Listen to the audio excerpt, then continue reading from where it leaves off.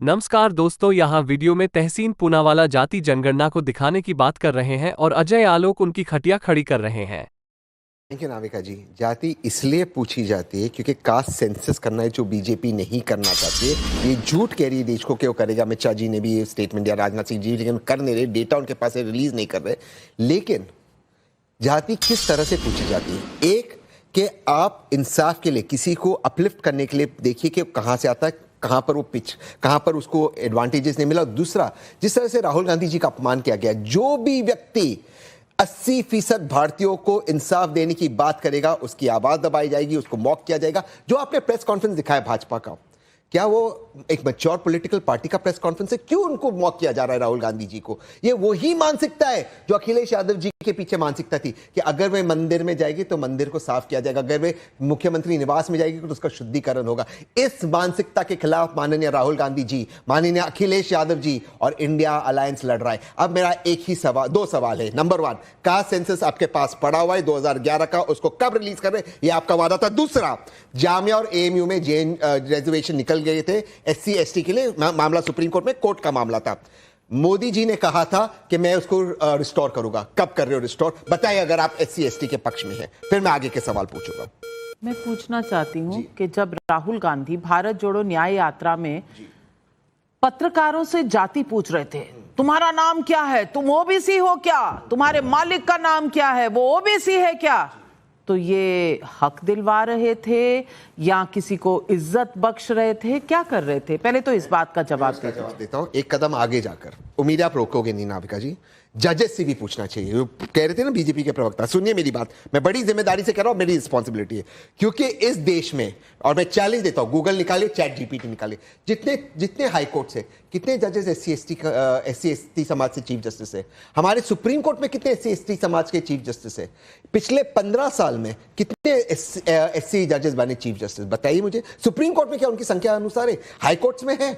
तो अगर हम पूछे डीएम, उत्तर प्रदेश का देख लीजिए, कितने डीएम एससी एसटी समाज से? नहीं, 15 साल क्यों पूछे? 75 साल क्यों ना पूछे? नहीं, क्यों ना पूछे? नहीं, क्यों ना पूछे? 75 साल पूछेंगे। और आप जब पूछ रहे हैं, अरे भैया, मुद्दा तो यही है, आप जजेस से पूछ रहे हैं, आप पत्रकारों से पूछ रहे हैं, आप अफसरों से पूछ रहे हैं, पर आपसे कोई कुछ ना पूछे, क्योंकि आप जो है, आप पता नहीं किस श्रेणी में है कि आपसे कोई पूछ ही नहीं सकता। अरे आपकी जुर्रत कैसे हो गई कि आपने राहुल गांधी जी से उनकी जाति पूछ ली? आपकी जुर्रत हो गई? अजय आलोक जी, मुझे ये बता दीजिए, राहुल गांधी पूछे तो वो सीरियसली सामाजिक न्याय कर रहे हैं, और कोई पूछे तो वो सामाजिक न्याय के खिलाफ किसी की अवमानना कर रहे हैं। ये थर्मामीटर कौन सा है जिससे ये पता चलता है?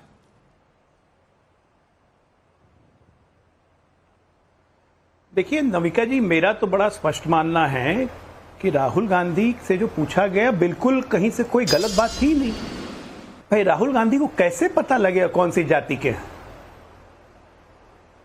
तहसीन भाई बताएं, जाति तो हिंदुओं में होती है, मुसलमानों में, क्रिश्चियन में, पारसी में जाति तो होती नहीं है।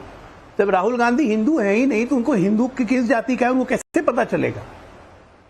अब कोई जबरदस्ती जाके अजमेर में जाके मंदिर में बैठ जाए, दत्तरा कौल ब्राह्मण अपने आप को कहने लगे, तब तो हो गया काम। आप बताएं पहले तहसीन भाई। हाँ बताइए ना, कैसे हिंदू है? बताइए कैसे हिंदू हो गए? नहीं, कैसे हिंदू नहीं हुए? आप तो एंडोर्स कर रहे हो, हिंदू नहीं है वो। एक बार नहीं, मैं तो 10 बार बोल चुका हूं। आप बताइए ना, आप बताइए ना कैसे हिंदू है? चले जाइए, हिंदू कैसे हुए? अरे दलित ओबीसी दूर की बात है। एक मिनट, तहसीन भाई चिल्लाइए मत, तहसीन भाई चिल्लाइए मत, तहसीन भाई उछलिए मत, उछलिए मत, तहसीन भाई उछलिए मत। अरे राहुल गांधी हिंदू नहीं है की बात कर रहे, आप क्या लड़ेंगे? अखिलेश आप तो लड़ रहे राहुल गांधी के लिए। क्या हो सकता है मुसलमान हो? इसी के खिलाफ भाई हो सकता है मुसलमान हो, मंदिर को साफ करें, हो सकता है मुसलमान हो। अरे उछल क्यों रहे? इसी मानसिकता के खिलाफ उछल क्यों रहे हो भैया? अरे इतना क्यों उछल रहे? राहुल गांधी हिंदू नहीं, आप बताइए ना। आप बातोगे हिंदुइज्म का सर्टिफिकेट? कौन नविका जी, ये स्टूडियो का फायदा उठा के चिल्लाते रहेंगे। आप बांटोगे, ये स्टूडियो बांटोगे राहुल गांधी। मैं प्रूव कर देता हूँ, आप प्रूव कर दो। चलिए फैक्ट्स पर आते हैं, फैक्ट्स पर आते हैं। और मैं पूछना चाहती हूँ, चलिए राहुल गांधी हिंदू हैं नहीं है, ये सर्टिफिकेट कौन देगा मैं नहीं जानती, लेकिन अजय आलोक जी, राहुल गांधी सबकी जाति पूछ रहे हैं, जजेस की पूछ रहे हैं, ब्यूरोक्रेट्स की पूछ रहे हैं, वो पत्रकारों की सड़कों पर पूछ रहे हैं। मैं सिर्फ ये पूछना चाहती हूं, वो पूछ रहे हैं तो वो अवमानना नहीं है, वो सामाजिक न्याय है, ये कैसे तय होगा? देखिए नमिका जी, चक्कर है कि मिर्ची बहुत जोर से लगती है। अब अनुराग ठाकुर ने पूछा पार्लियामेंट में तो वहीं पे उछलने लगे, मेरा अपमान कर दिया, मेरा अपमान कर दिया, मैं माफी नहीं मांगूंगा। अभी मैंने बोला हिंदू नहीं, वहीं पे स्टूडियो में उछलने लगे तहसीन कि कहां से हिंदू हो गए। मैं तो कह रहा हूं कहां से हिंदू हो गए, ना मातृवंश से हिंदू है ना पितृवंश से हिंदू है। प्रूफ कर दीजिए हिंदू है तो बता दीजिए शास्त्रार्थ करके, कोई नहीं कर पाएगा। और यही कारण है मिर्ची लगने का, क्योंकि सबको अब पता चलेगा कि हिंदू है ही नहीं, जात पात की बात कर रहे हैं, क्योंकि हिंदुओं को तोड़ना है। जहां तक रही बात दलित पिछड़ों ओबीसी की, तो ये तो सबसे बड़े दलित और पिछड़ों का हक मानने वाली कांग्रेस पार्टी है। 1954 में कालेकर कमीशन आ गया, उस पर ग्रहण लगा के बैठे रहे अजगर की तरह, रिलीज नहीं किया। मंडल कमीशन की रिपोर्ट 1980 में आ गई, ना इंदिरा गांधी ना राजीव गांधी किसी ने रिलीज नहीं किया। आज बोलते हैं कि सुप्रीम कोर्ट में जज क्यों नहीं है एससी, अधिकारी में एससी एसटी ओबीसी क्यों नहीं है, किसके कारण नहीं है? जब पूछिए पहले कि क्यों नहीं, राजनीतिक व्यवस्था से सवाल पूछिए तो नहीं, पिछले 15 साल में पूछेंगे। सब जगह आप बैठे हुए थे। 21 साल से ओबीसी कमीशन को दर्जा, संवैधानिक दर्जा क्यों नहीं दिया? अरे वो तो छोड़ दीजिए, रंगनाथन आयोग नेहरू जी ने क्यों बनाया था, ये तो तहसीन भाई को पता होगा, कि मुसलमानों को एससी का दर्जा देके 10% आरक्षण किया जाए। और तो और सच्चर कमेटी ने इतनी सिफारिश कर दी थी कि मदरसों से जो डिग्री लेके आए उनकी डिग्री को मान्यता दी जाए और आईएएस आईपीएस में उनका चयन किया जाए। और आइए रिसेंट हाल फिलहाल में कर्नाटका में क्या किया,